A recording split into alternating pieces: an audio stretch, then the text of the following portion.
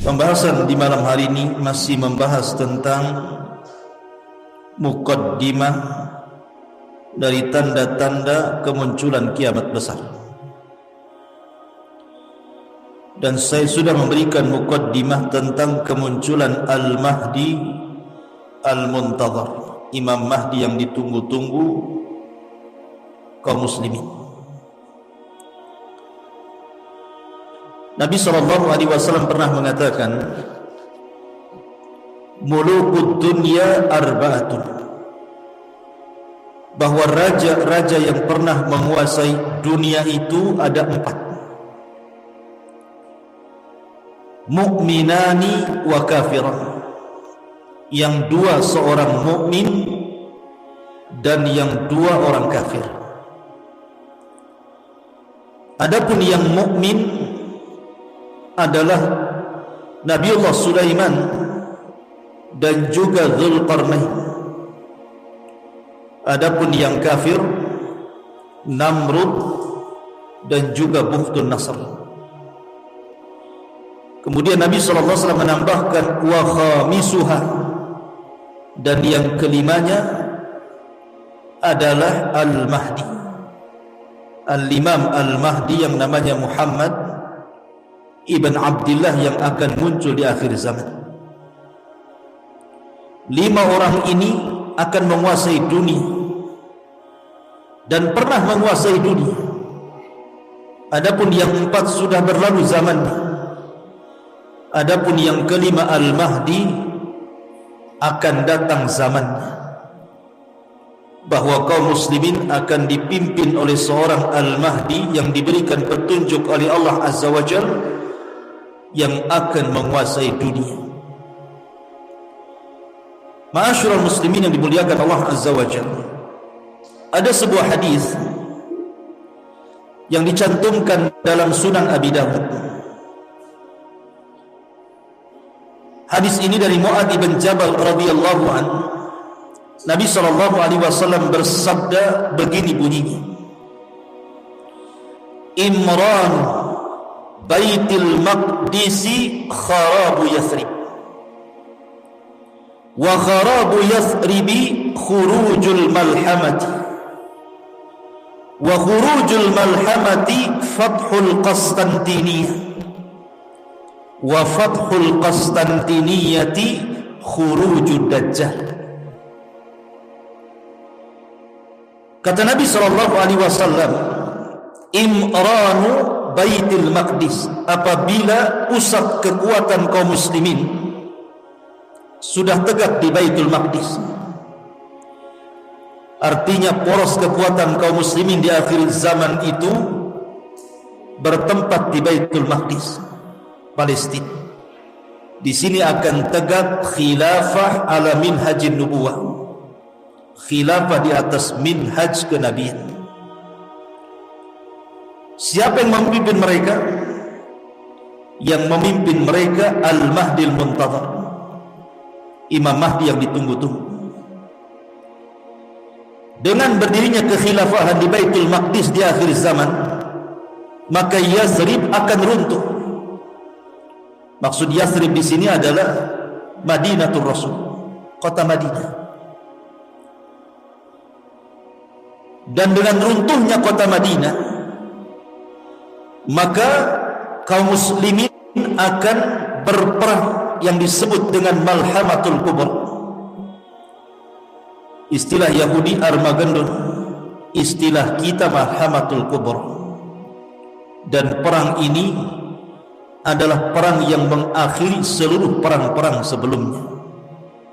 Ini perang maha dahsyat, jauh lebih perang dari dunia pertama atau dunia kedua, karena perang ini melibatkan semua manusia. Dan perang ini disebabkan karena urusan agama. Jadi perang syarak antara mukmin dan kafir. Nanti saya akan kisahkan bagaimana Malhamatul Kubra ini.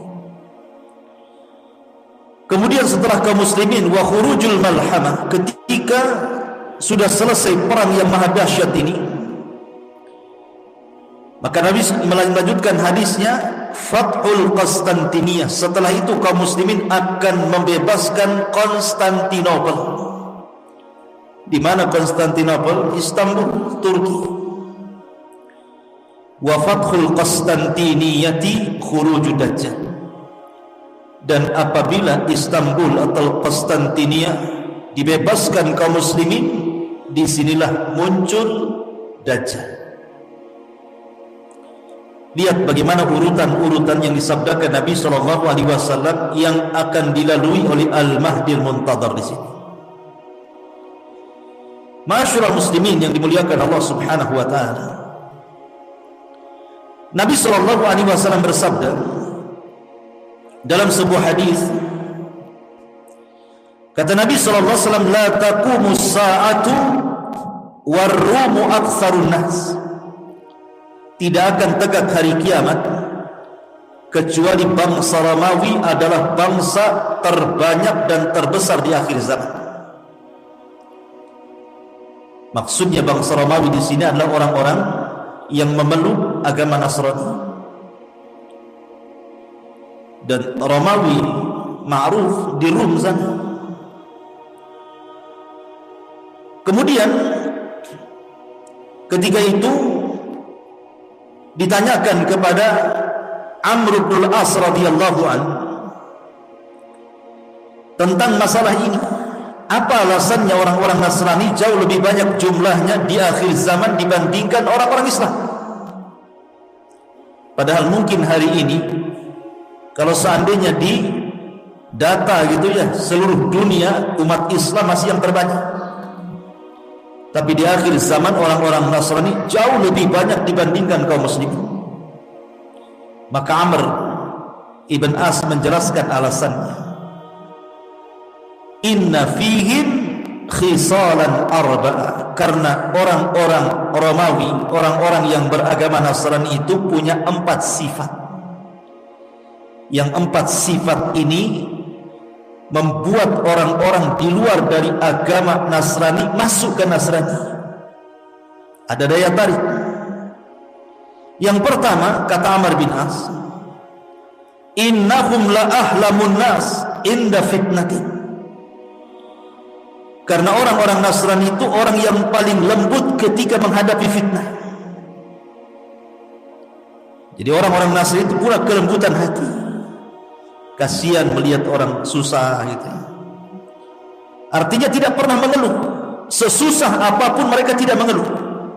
Beda kalau kita ya, baru di PHK sehari saja dunia rasa kiamat katanya. Kayaknya rezeki Allah itu hanya di PT itu saja. Kita ini baru diuji dengan ujian sekali saja sudah goyang hatinya kan. Lah orang Nasrani tidak. Mereka lembut hatinya. Yang kedua, kata Amr ibn As radhiyallahu anhu, wa asra'uhum ifaqatan ba'da musibati. Kalau mereka terkena musibah, mereka tidak akan lama menangis. Mereka akan cepat bangkit. Beda dengan kita ya. Jangan musibah kematian, musibah istri lari dari rumah saja sudah stres gitu ya. Kepikiran saja. Artinya bahwa seandainya ada musibah berupa tsunami, akhirnya kemudian menerjang orang-orang Nasrani sampai banyak korban, mereka cepat bangkit. Mereka tidak mau terpuruk seperti itu. Itulah kelebihannya orang Nasrani di zaman itu, maksudnya di akhir zaman. Kemudian yang nomor 4, wa khairun nas limasaqinihim wa du'afaihim. Orang Nasrani itu, orang Romawi Nasrani ini, mereka paling baik khususnya kepada fuqara wal masakin. Mereka suka nolong. Makanya dakwahnya kristenisasi itu menggunakan kekayaan dan diberikan kepada fuqara wal masakin. Makanya mudah orang-orang masuk Nasrani kan. Sebab kalau kita ini berdakwah ngajak orang di luar Islam masuk ke dalam Islam, Dan mereka orang-orang susah, mereka akan mengatakan kami tidak butuh dalil, kami butuh beras. Akhirnya kemudian banyak orang yang tidak mau memeluk Islam. Kalau seandainya kita mengajak manusia dengan ekonomi, banyak orang tertarik. Makanya saya dulu waktu saya masih di Singapura, saya punya kawan orang Thailand, orang Patani. Dia jarang sih, sekali-kali lah ke Singapura. Jadi dia cerita, rupanya setelah saya tanya-tanya, dia ketua perhimpunan mu'allaf di Thailand saja, di Patani itu. Dan bukan satu dua, sudah ribuan orang-orang pedalaman masuk Islam karena dia. Ketika itu saya tanya, dengan apa? Padahal secara lulusan agama, artinya sekolah gitu, dia tidak pernah kuliah di luar negeri, ilmunya pas-pasan, tetapi dia bisa mengislamkan ribuan orang-orang pedalaman masuk dalam Islam. Jadi saya katakan, kuncinya apa? Kemudian dia mengatakan, saya membagi-bagikan kartu nama. Kartu nama saja orang bisa bahasa Islam. Kartu nama, depannya alamat kantornya, belakangnya ucapkanlah 2 kalimat syahadat maka Anda akan selamat. Jadi saya tanya, hanya dengan kartu nama? Ya, dengan kartu nama. Tapi kartu nama itu diselipkan di beras 1 karung. Jadi diselipkan di beras 1 karung, di telur 1 krat gitu. Kasihkan. Jadi bukan orang lihat kartu namanya, karena dikirim beras itulah setiap bulan. Akhirnya nengok kartu nama, akhirnya mereka pun berkumpul bersyahadat. Melihat, terkadang orang bisa masuk Islam itu karena ekonomi faktornya kan awalnya, tapi ribuan orang bisa masuk Islam, luar biasa. Padahal Rasul pernah mengatakan kepada Ali radhiyallahu an, la an yahdiyaqallahu rajulan wahidan bika khairun laka min humrin.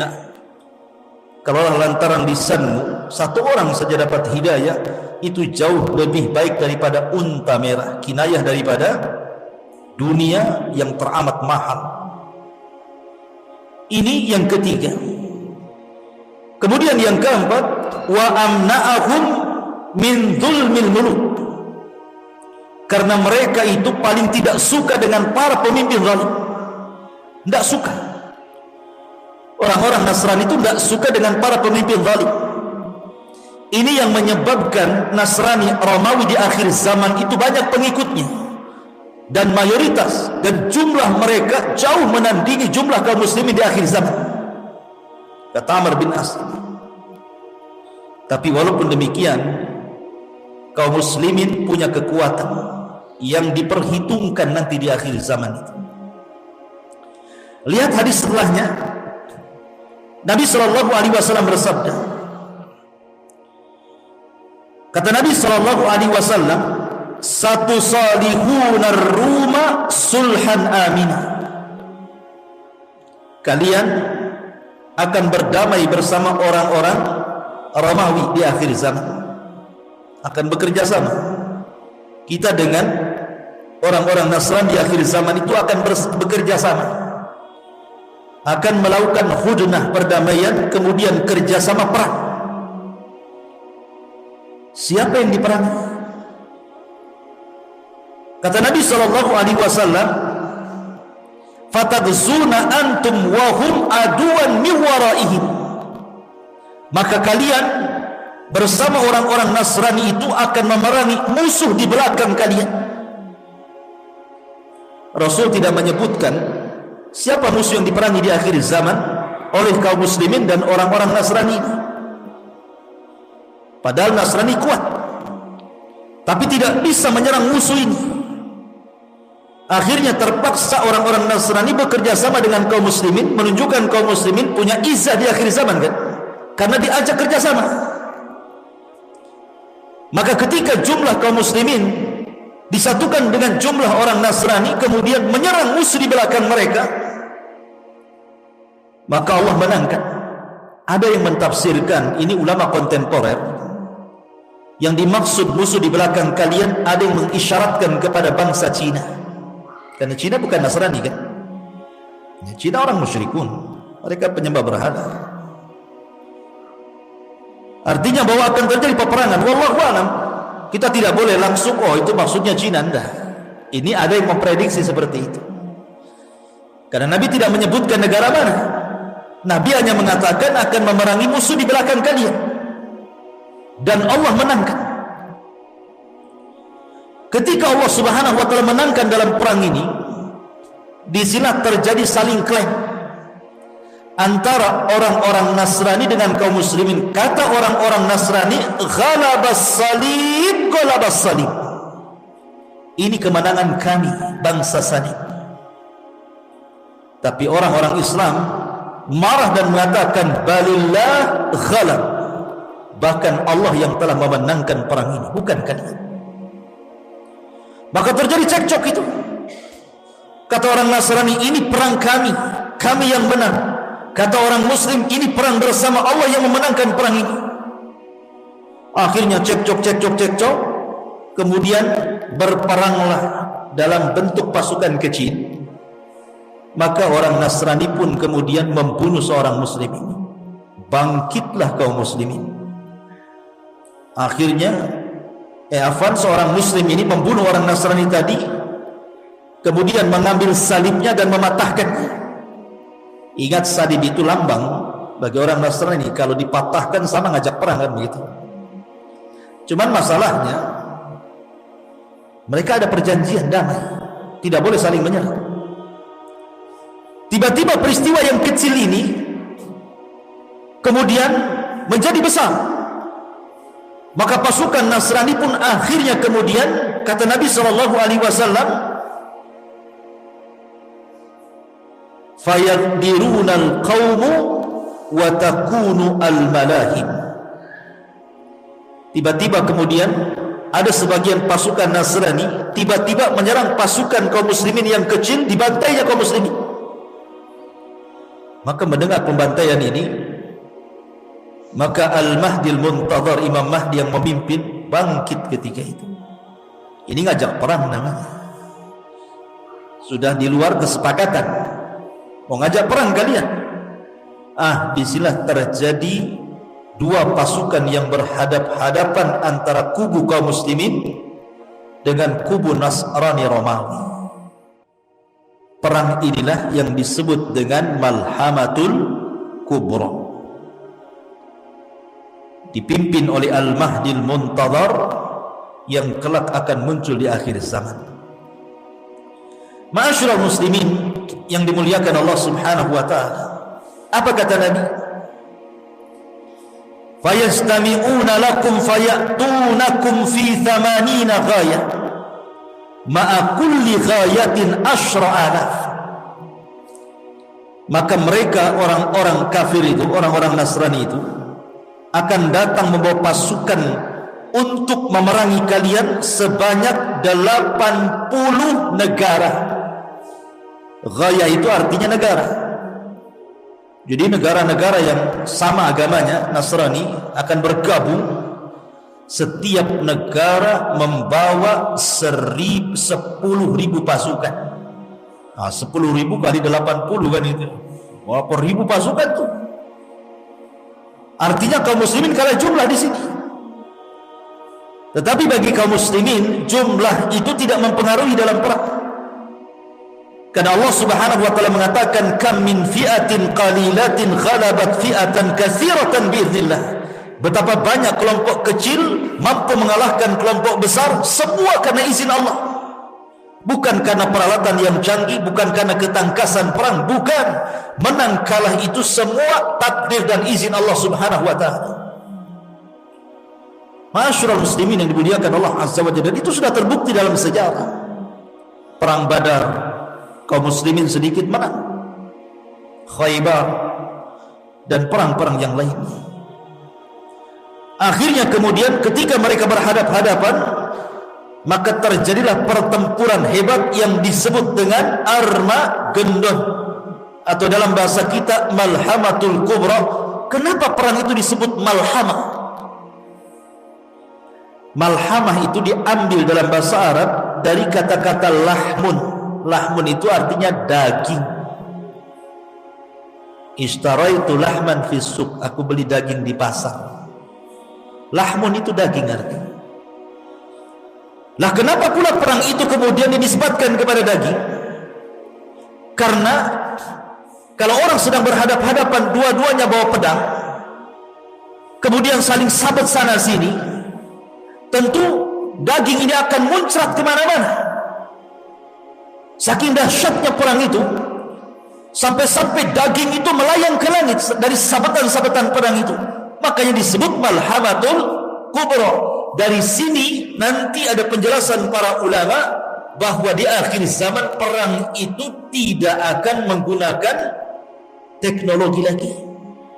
Artinya akan kembali ke zaman jadul, ke zaman tombak, ke zaman pedang, ke zaman panah, ke zaman kuda, ke zaman unta gitu ya. Lalu kenapa alat-alat teknologi itu kemana? Ya ada.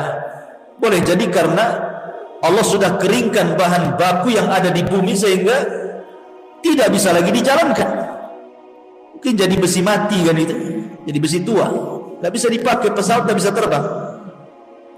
Akhirnya kembali ke zaman pedang lagi akhirnya. Dan itu nanti diketahui dari hadis ketika mereka memerangi Konstantinia tanpa perang, hanya dengan takbir negara itu roboh. Nanti di akhir zaman.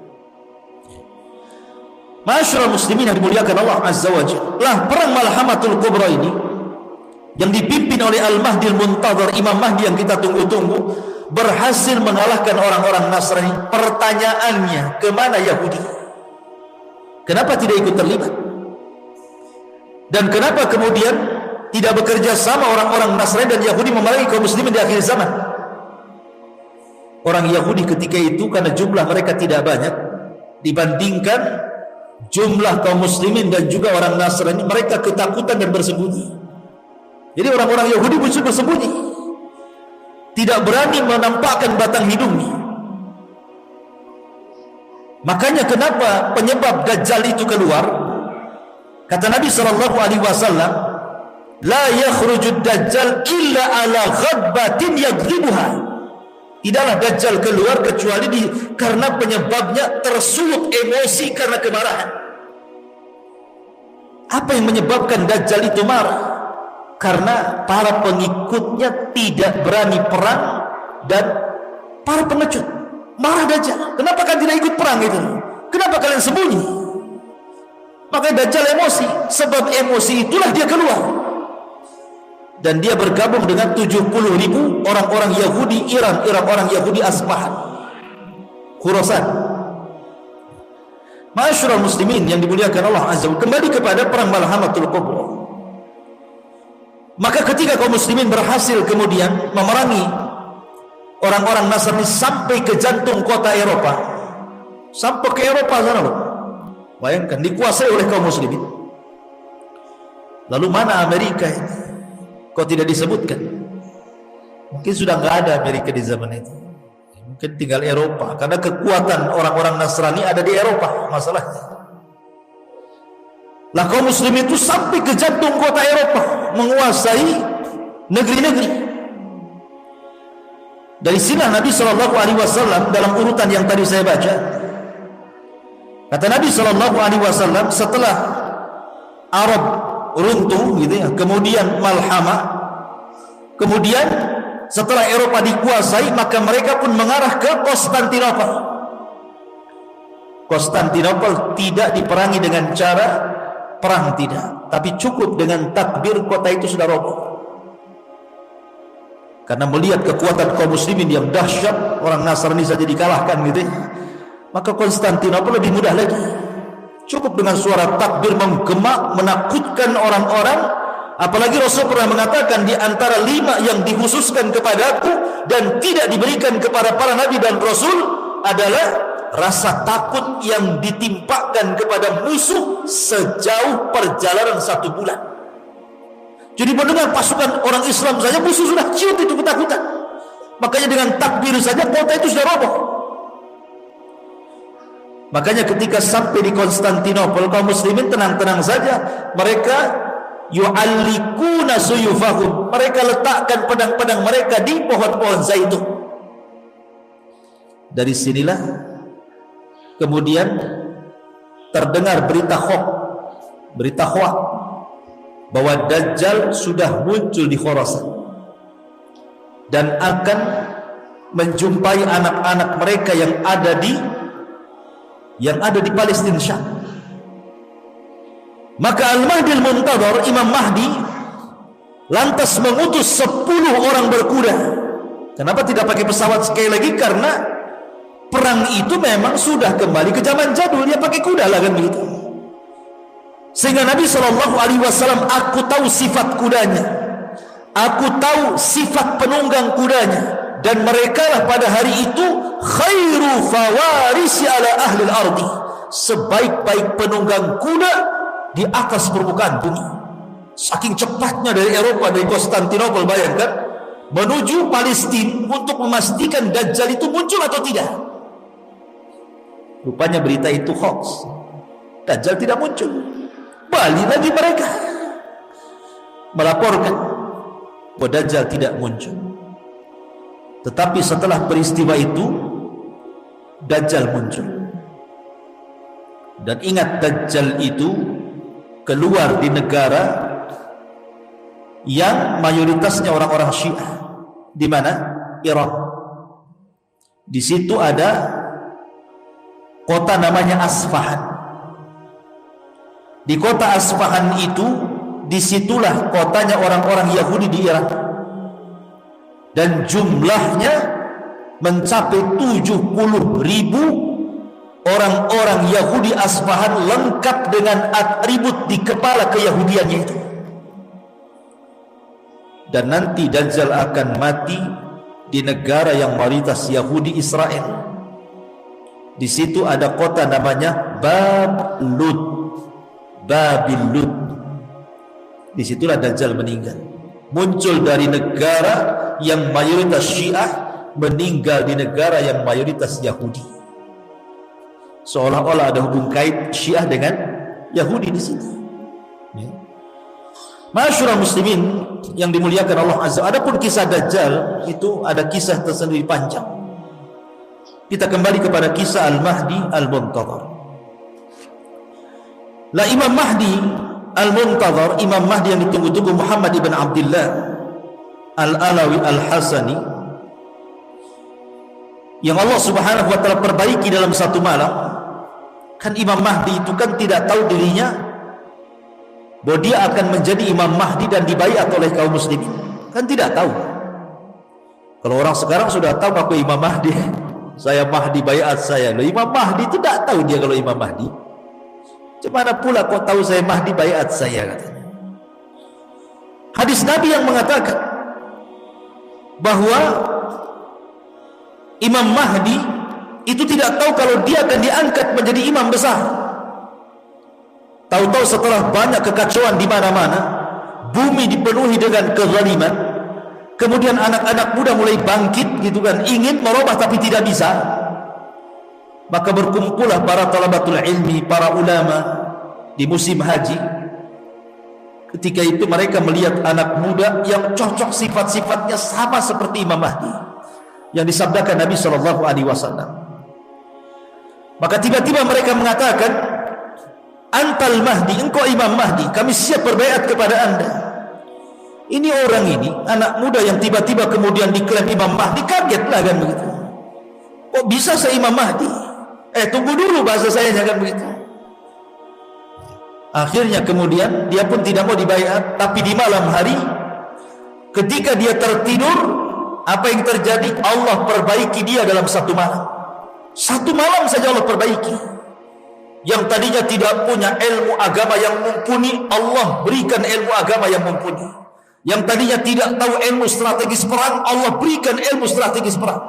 Yang tadinya tidak tahu bagaimana cara memimpin, Allah berikan ilmu bagaimana menjadi seorang leader, seorang pemimpin. Dalam satu malam itu diberikan ilmu banyak. Ketika pagi hari dia bangun, sudah beda tuh.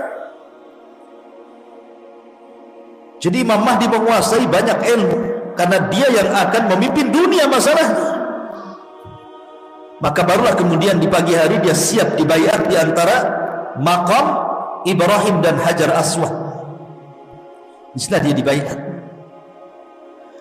Ketika kemudian kabar pembaiatan Imam Mahdi ini sampai ke Syam, di sana ada orang-orang Sufyani.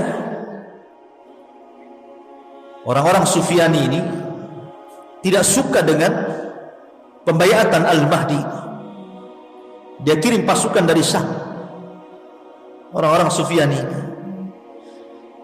Tetapi ketika kemudian pasukan yang akan memerangi Imam Mahdi dan membunuh Imam Mahdi sampai di sebuah tempat namanya Baida. Baida itu antara Mekah dan Madinah, di situ ada Baida. Tiba-tiba Allah Subhanahu wa taala mengirim gempa yang sangat dahsyat, yang diisyaratkan dalam sabda Nabi sallallahu alaihi wasallam akan terjadi gempa yang maha dahsyat dari arah barat dan timur dan arah Jazirah Arab. Maksud gempa di sini adalah gempa ketika orang-orang Sufyani datang dari Syam hendak membunuh Al-Mahdi yang sudah dibaiat. Allah gempakan di sebuah tempat namanya Baida. Tidak ada orang yang selamat di situ. Semua mati. Termasuk orang yang jalan kaki, termasuk orang yang ke pasar, termasuk orang yang jalan-jalan ikut mati juga di situ. Tidak tersisa satu jiwa pun. Sampai Aisyah radhiyallahu anha bertanya kepada Rasulullah, kenapa orang-orang yang tidak terlibat dalam pasukan yang akan merangi Imam Mahdi kok ikut mati di situ? Bagaimana pertanggungjawaban mereka di hadapan Allah?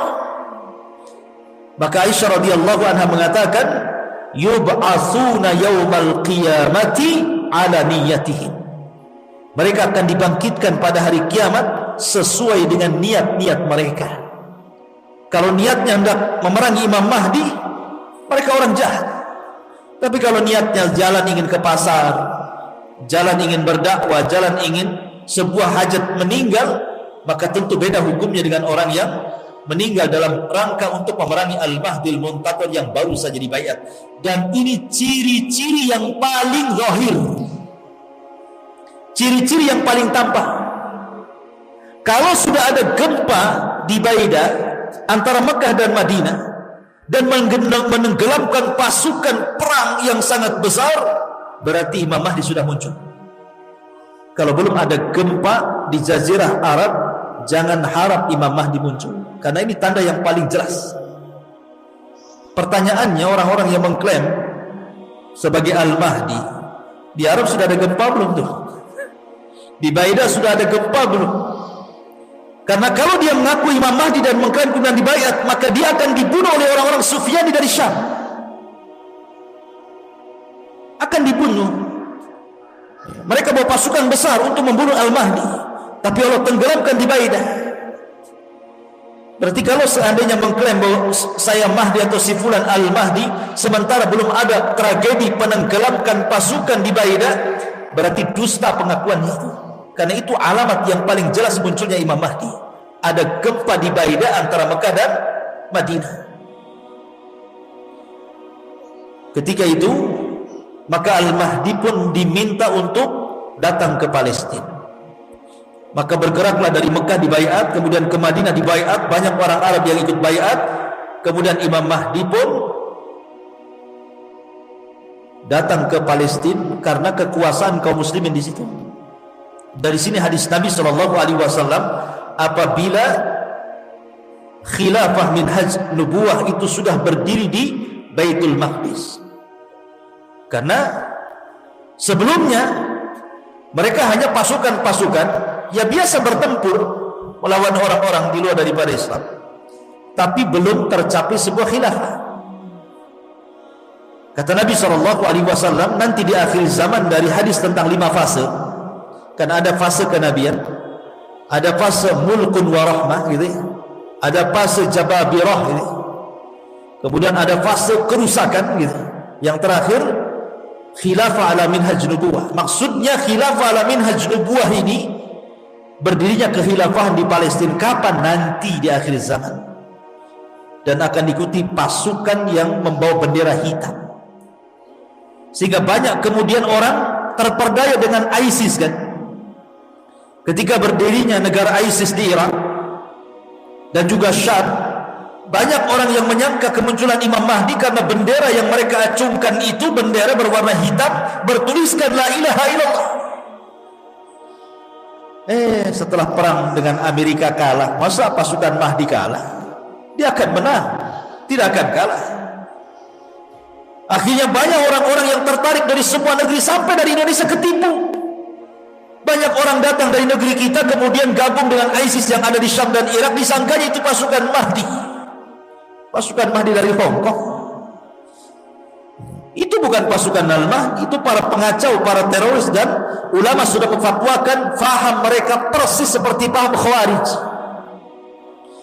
Karena manhaj mereka manhaj takfir, mengkafir-kafirkan di luar kelompoknya. Siapa yang tidak berbaiat kepada pemimpin mereka kafir. Akhirnya semua kaum muslimin yang tidak ikut dengan ISIS itu dikafirkan, semua halal darahnya. Ini kan ngeri, ikhwan. Masyaallah muslimin yang dimuliakan Allah, muncul lagi sekarang istilah Taliban. Sekarang sudah muncul lagi karena Taliban menguasai Afghanistan, Amerika menyingkir, NATO juga menyingkir, akhirnya dikuasai lagi. Sekarang udah muncul lagi prediksi nih. Antum baca YouTube tuh ada aja yang prediksi, ini tentara Imam Mahdi sudah muncul, Taliban katanya, yang akan menguasai dunia. Dari mana Anda katakan seperti itu? Hadis Nabi tidak ada kalimat Taliban. Ya boleh jadi, ya boleh jadi tidak, tapi jangan menjazam. Jangan memastikan bahwa mereka adalah tentara Al-Mahdi. Mana dalil Anda? Dari mana Anda mengatakan seperti itu? Nanti ketika Al-Mahdi Taliban dikalahkan, muncul lagi kelompok lain, ini pengikut iman. Akan begitu terus jadinya kan? Masyaallah muslimin, maka prediksi-prediksi seperti ini biasanya kalau sudah berprediksi pada perkara-perkara yang gaib, kebanyakan meleset dibandingkan tepatnya. Coba saja, karena tanda-tanda alamat besar itu perkara gaib, tidak ada yang tahu peristiwanya kecuali Allah Subhanahu wa ta'ala. Lain dengan tanda-tanda kiamat kecil yang setiap hari kita bisa lihat bermunculan di mana-mana. Tapi tanda-tanda kiamat besar itu sama dengan bicara kapan kiamat. Kalau saya tanya kapan kiamat, Anda akan menjawab saya tidak tahu. Begitu juga tanda-tanda kiamat besar. Ini dari umurul ghaib, dari perkara-perkara gaib. Kita tidak bisa menjazam, memastikan itu tidak bisa. Apalagi sampai memprediksi 99%. Loh, hebat kali prediksi ini. Karena sudah banyak yang sebelum-sebelumnya meleset kan. Wah, Ramadan kemarin kan terjadi kiamat besar gitu. Karena akan muncul dukhan, langit akan gelap tepat di tanggal berapa? 15 bulan Ramadan. Sampai saya itu punya kawan di Tiban Kampung, orang awam. Jadi di tanggal 15 Ramadan itu dia cerita, saya tidur sama istri saya dibangunkan. Bang, gak boleh tidur bang. Kenapa? Mau kiamat katanya. Subhanallah sebaiknya. Orang Tiban Kampung. Kenapa sambil merokok itu? Kenapa kamu? Ini tengok YouTube-nya. Ini malam ini akan terjadi dukhan katanya. Sampai orang Tiban Kampung ketakutan. Gara-gara prediksi 15 Ramadan itu. Ternyata lewat sampai subuh tak ada dukhan. Yang ada dia yang buat dukhan. Dia ngerokok keluar dukhannya. Itulah dukhan. Subhanallah ikhwan. Tidak jadi pula prediksi itu. Maka janganlah kita prediksi inilah itu gitu. Sudah beriman saja akan datang itu. Selesai. Dua pasukan yang berhadap-hadapan antara kubu kaum muslimin dengan kubu Nasrani Romawi. Perang inilah yang disebut dengan Malhamatul Kubra, dipimpin oleh Al-Mahdil Muntadhar yang kelak akan muncul di akhir zaman. Ma'asyiral muslimin yang dimuliakan Allah Subhanahu wa ta'ala, apa kata Nabi? Fayastami'una lakum fayatunakum fi 80 ghayah ma'a kulli ghayatin 10,000. Maka mereka orang-orang kafir itu, orang-orang Nasrani itu akan datang membawa pasukan untuk memerangi kalian sebanyak 80 negara. Ghayah itu artinya negara. Jadi negara-negara yang sama agamanya, Nasrani, akan bergabung. Setiap negara membawa 10.000 pasukan. Nah, 10.000 kali 80 kan itu. Berapa ribu pasukan tuh? Artinya kaum muslimin kalah jumlah di sini. Tetapi bagi kaum muslimin jumlah itu tidak mempengaruhi dalam perang. Karena Allah Subhanahu wa taala mengatakan kam min fi'atin qalilatin ghalabat fi'atan katsiratan biiznillah. Betapa banyak kelompok kecil mampu mengalahkan kelompok besar, semua karena izin Allah. Bukan karena peralatan yang canggih, bukan karena ketangkasan perang, bukan. Menang kalah itu semua takdir dan izin Allah Subhanahu wa taala. Masyarul muslimin yang dimuliakan Allah Azza wa Jalla, dan itu sudah terbukti dalam sejarah. Perang Badar, kaum muslimin sedikit menang. Khaybar dan perang-perang yang lain. Akhirnya kemudian ketika mereka berhadap-hadapan, maka terjadilah pertempuran hebat yang disebut dengan Armageddon, atau dalam bahasa kita Malhamatul Kubra. Kenapa perang itu disebut malhamah? Malhamah itu diambil dalam bahasa Arab dari kata-kata lahmun. Lahmun itu artinya daging. Ishtaraitu lahman fis suq, aku beli daging di pasar. Lahmun itu daging artinya. Lah kenapa pula perang itu kemudian dinisbatkan kepada daging? Karena kalau orang sedang berhadap-hadapan, dua-duanya bawa pedang, kemudian saling sabet sana sini, tentu daging ini akan muncrat kemana-mana. Saking dahsyatnya perang itu, sampai-sampai daging itu melayang ke langit dari sabetan-sabetan pedang itu. Makanya disebut Malhamatul Kubra. Dari sini nanti ada penjelasan para ulama bahwa di akhir zaman perang itu tidak akan menggunakan teknologi lagi. Artinya akan kembali ke zaman jadul, ke zaman tombak, ke zaman pedang, ke zaman panah, ke zaman kuda, ke zaman unta gitu. Lalu kenapa alat-alat teknologi itu kemana? Ya ada. Boleh jadi karena Allah sudah keringkan bahan baku yang ada di bumi sehingga tidak bisa lagi dijalankan. Mungkin jadi besi mati kan itu, jadi besi tua, nggak bisa dipakai, pesawat nggak bisa terbang. Akhirnya kembali ke zaman pedang lagi akhirnya. Dan itu nanti diketahui dari hadis ketika mereka memerangi Konstantinia tanpa perang, hanya dengan takbir negara itu roboh. Nanti di akhir zaman. Masyarul muslimin yang dimuliakan Allah Azza wa Jalla, perang Malhamatul Kubra ini yang dipimpin oleh Al-Mahdi Al-Muntadhar, Imam Mahdi yang kita tunggu-tunggu, berhasil mengalahkan orang-orang Nasrani. Pertanyaannya, kemana Yahudi? Kenapa tidak ikut terlibat? Dan kenapa kemudian tidak bekerja sama orang-orang Nasrani dan Yahudi memerangi kaum muslimin di akhir zaman? Orang Yahudi ketika itu karena jumlah mereka tidak banyak dibandingkan jumlah kaum muslimin dan juga orang Nasrani, mereka ketakutan dan bersembunyi. Jadi orang-orang Yahudi musuh bersembunyi, tidak berani menampakkan batang hidungnya. Makanya kenapa penyebab Dajjal itu keluar? Kata Nabi SAW, la yakhrujud Dajjal illa ala ghadbatin yadribuha. Tidaklah Dajjal keluar kecuali karena penyebabnya tersulut emosi karena kemarahan. Apa yang menyebabkan Dajjal itu marah? Karena para pengikutnya tidak berani perang dan para pengecut. Marah Dajjal. Kenapa kan tidak ikut perang itu? Kenapa kalian sembunyi? Maka Dajjal emosi. Sebab emosi itulah dia keluar. Dan dia bergabung dengan 70.000 orang-orang Yahudi Iran, orang Yahudi Asbahan, Khurasan. Masyarul muslimin yang dimuliakan Allah Azza wa Jalla, kembali kepada perang Malhamatul Kubra. Maka ketika kaum muslimin berhasil kemudian memerangi orang-orang Nasrani sampai ke jantung kota Eropa, sampai ke Eropa sana loh. Bayangkan, dikuasai oleh kaum muslimin. Lalu mana Amerika ini? Kok tidak disebutkan? Mungkin sudah nggak ada Amerika di zaman itu. tinggal Eropa, karena kekuatan orang-orang Nasrani ada di Eropa masalahnya.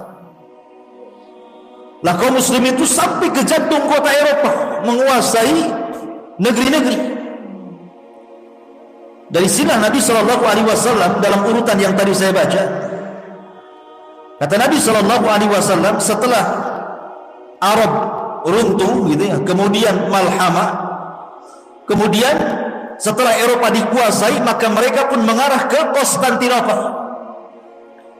Konstantinopel tidak diperangi dengan cara perang, tidak, tapi cukup dengan takbir kota itu sudah roboh. Karena melihat kekuatan kaum muslimin yang dahsyat, orang Nasrani saja dikalahkan gitu, maka Konstantinopel lebih mudah lagi. Cukup dengan suara takbir menggema, menakutkan orang-orang. Apalagi Rasul pernah mengatakan, di antara 5 yang dikhususkan kepadaku dan tidak diberikan kepada para nabi dan rasul adalah rasa takut yang ditimpakan kepada musuh sejauh perjalanan 1 bulan. Jadi mendengar pasukan orang Islam saja, musuh sudah ciut itu ketakutan. Makanya dengan takbir saja kota itu sudah roboh. Makanya ketika sampai di Konstantinopel, kaum muslimin tenang-tenang saja. Mereka yu'allikuna suyufahum, mereka letakkan pedang-pedang mereka di pohon-pohon zaitun. Dari sinilah kemudian terdengar berita hoax bahwa Dajjal sudah muncul di Khurasan dan akan menjumpai anak-anak mereka yang ada di Palestina, Syam. Maka Al-Mahdi Al-Muntadhar, Imam Mahdi, lantas mengutus 10 orang berkuda. Kenapa tidak pakai pesawat sekali lagi? Karena perang itu memang sudah kembali ke zaman jadul, dia pakai kuda lah kan begitu. Sehingga Nabi SAW, aku tahu sifat kudanya, aku tahu sifat penunggang kudanya, dan mereka lah pada hari itu khairu fawarisi ala ahli al-ardi, sebaik-baik penunggang kuda di atas permukaan bumi. Saking cepatnya dari Eropa, dari Konstantinopel, bayangkan, menuju Palestina untuk memastikan Dajjal itu muncul atau tidak. Rupanya berita itu hoax, Dajjal tidak muncul. Balik lagi mereka melaporkan bahwa Dajjal tidak muncul. Tetapi setelah peristiwa itu, Dajjal muncul. Dan ingat, Dajjal itu keluar di negara yang mayoritasnya orang-orang Syiah. Di mana? Irak. Di situ ada kota namanya Asfahan.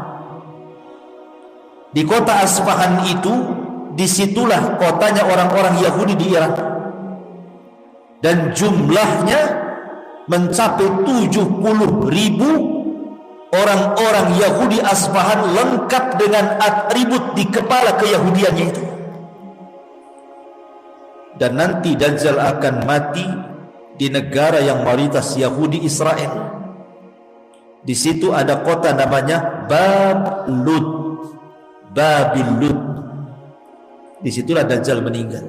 Muncul dari negara yang mayoritas Syiah, meninggal di negara yang mayoritas Yahudi. Seolah-olah ada hubung kait Syiah dengan Yahudi di situ. Masyurul muslimin yang dimuliakan Allah Azza. Adapun kisah Dajjal itu ada kisah tersendiri panjang. Kita kembali kepada kisah Al-Mahdi Al-Muntadhar. Lah Imam Mahdi Al-Muntadhar, Imam Mahdi yang ditunggu-tunggu, Muhammad ibn Abdullah Al-Alawi Al-Hasani, yang Allah Subhanahu wa ta'ala perbaiki dalam satu malam. Kan Imam Mahdi itu kan tidak tahu dirinya bahwa dia akan menjadi Imam Mahdi dan dibaiat oleh kaum muslimin. Kan tidak tahu. Kalau orang sekarang sudah tahu aku Imam Mahdi, saya Mahdi, baiat saya. Loh, Imam Mahdi itu tidak tahu dia kalau Imam Mahdi. Gimana pula kok tahu saya Mahdi, baiat saya, katanya. Hadis Nabi yang mengatakan bahwa Imam Mahdi itu tidak tahu kalau dia akan diangkat menjadi imam besar. Tahu-tahu setelah banyak kekacauan di mana-mana, bumi dipenuhi dengan kezaliman, Kemudian anak-anak muda mulai bangkit gitu kan, ingin merubah tapi tidak bisa. Maka berkumpullah para talabatul ilmi, para ulama di musim haji. Ketika itu mereka melihat anak muda yang cocok sifat-sifatnya sama seperti Imam Mahdi yang disabdakan Nabi SAW. Maka tiba-tiba mereka mengatakan, "Antal Mahdi, engkau Imam Mahdi, kami siap berbaiat kepada anda." Ini orang ini, anak muda yang tiba-tiba kemudian diklaim Imam Mahdi, kagetlah kan begitu. Oh bisa saya Imam Mahdi? Tunggu dulu, bahasa saya kan begitu. Akhirnya kemudian dia pun tidak mau dibaiat, tapi di malam hari ketika dia tertidur, apa yang terjadi? Allah perbaiki dia dalam satu malam. Satu malam saja Allah perbaiki. Yang tadinya tidak punya ilmu agama yang mumpuni, Allah berikan ilmu agama yang mumpuni. Yang tadinya tidak tahu ilmu strategis perang, Allah berikan ilmu strategis perang.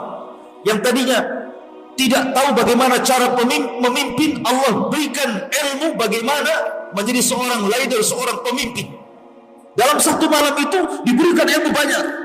Ketika pagi hari dia bangun, sudah beda. Jadi Imam Mahdi menguasai banyak ilmu, karena dia yang akan memimpin dunia masalahnya. Maka barulah kemudian di pagi hari dia siap dibaiat di antara maqam Ibrahim dan Hajar Aswad. Istilah dia dibaiat. Ketika kemudian kabar pembaiatan Imam Mahdi ini sampai ke Syam, di sana ada orang-orang Sufyani. Orang-orang Sufyani ini tidak suka dengan pembaiatan Al-Mahdi. Dia kirim pasukan dari Syam, orang-orang Sufyani. Tetapi ketika kemudian pasukan yang akan memerangi Imam Mahdi dan membunuh Imam Mahdi sampai di sebuah tempat namanya Baida. Baida itu antara Mekah dan Madinah, di situ ada Baida. Tiba-tiba Allah Subhanahu wa taala mengirim gempa yang sangat dahsyat, yang diisyaratkan dalam sabda Nabi SAW akan terjadi gempa yang maha dahsyat dari arah barat dan timur dan arah Jazirah Arab. Maksud gempa di sini adalah gempa ketika orang-orang Sufyani datang dari Syam hendak membunuh Al-Mahdi yang sudah dibaiat. Allah gempakan di sebuah tempat namanya Baida. Tidak ada orang yang selamat di situ.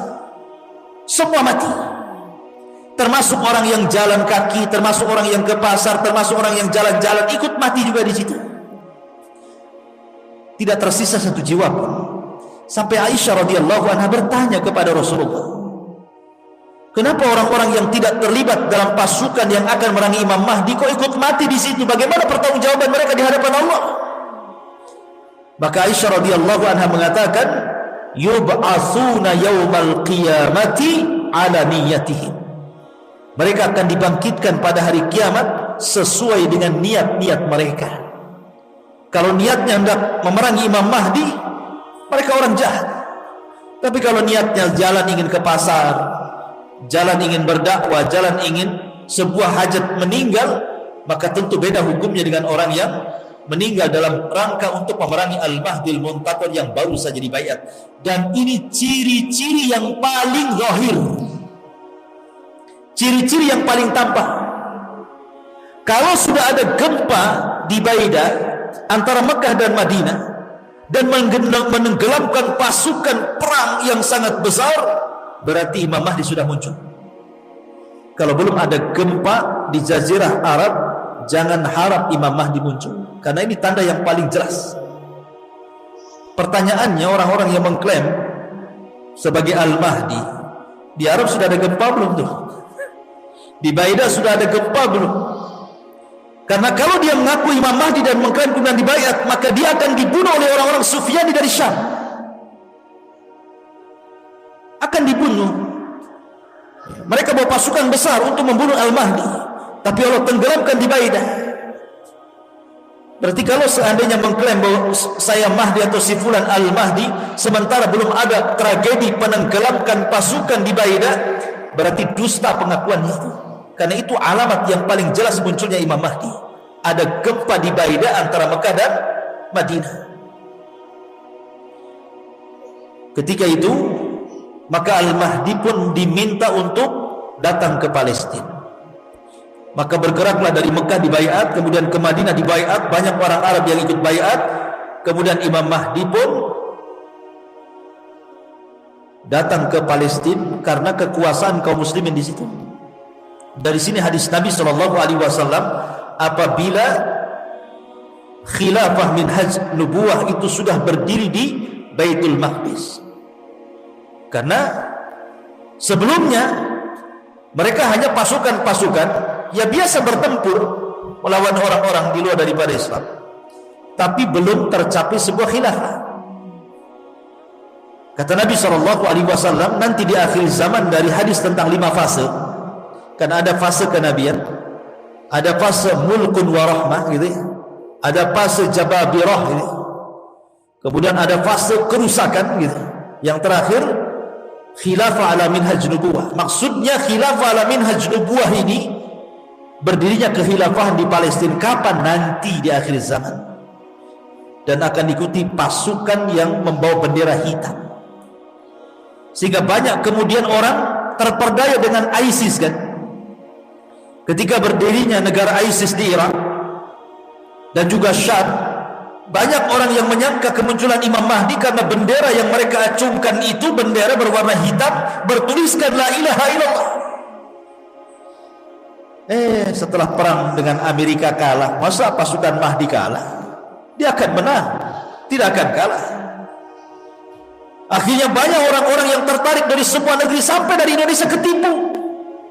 Banyak orang datang dari negeri kita kemudian gabung dengan ISIS yang ada di Syam dan Irak, disangkanya itu pasukan Mahdi. Pasukan Mahdi dari Hong Kong.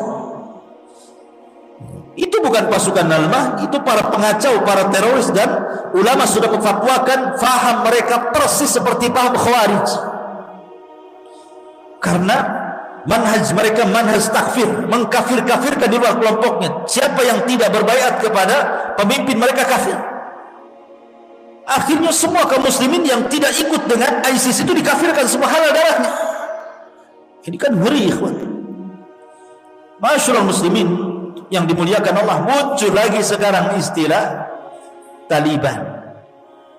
Sekarang sudah muncul lagi karena Taliban menguasai Afghanistan, Amerika menyingkir, NATO juga menyingkir, akhirnya dikuasai lagi. Sekarang sudah muncul lagi prediksi ini. Antum baca YouTube tuh ada aja yang prediksi, ini tentara Imam Mahdi sudah muncul, Taliban katanya, yang akan menguasai dunia. Dari mana Anda katakan seperti itu? Hadis Nabi tidak ada kalimat Taliban. Ya boleh jadi ya, boleh jadi tidak, tapi jangan menjazam. Jangan memastikan bahwa mereka adalah tentara Al-Mahdi. Mana dalil Anda? Dari mana Anda mengatakan seperti itu? Nanti ketika Al-Mahdi Taliban dikalahkan, muncul lagi kelompok, ini pengikut iman. Akan begitu terus jadinya kan? Masyaallah muslimin, maka prediksi-prediksi seperti ini biasanya kalau sudah berprediksi pada perkara-perkara yang gaib, kebanyakan meleset dibandingkan tepatnya. Coba saja, karena tanda-tanda alamat besar itu perkara gaib, tidak ada yang tahu peristiwanya kecuali Allah Subhanahu wa ta'ala. Lain dengan tanda-tanda kiamat kecil yang setiap hari kita bisa lihat bermunculan di mana-mana. Tapi tanda-tanda kiamat besar itu sama dengan bicara kapan kiamat. Kalau saya tanya kapan kiamat, Anda akan menjawab saya tidak tahu. Begitu juga tanda-tanda kiamat besar. Ini dari umurul ghaib, dari perkara-perkara gaib. Kita tidak bisa menjazam, memastikan, itu tidak bisa. Apalagi sampai memprediksi 99%. Loh, hebat kali prediksi ini. Karena sudah banyak yang sebelum-sebelumnya meleset kan. Wah, Ramadan kemarin akan terjadi kiamat besar gitu.